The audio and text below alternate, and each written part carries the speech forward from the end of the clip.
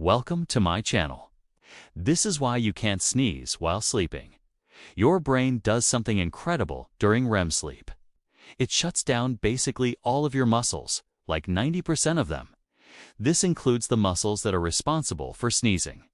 So if you have a sneeze coming on while you're sleeping, you're more likely to just wake up.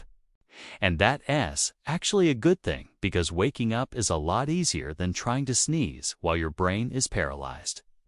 Now, this doesn't apply to everyone, but it's definitely something to try out. Just go to sleep and see if you can sneeze. I dare you. If you didn't know this already, you're welcome. And if you do know this, don't forget to share. We'll see you next time.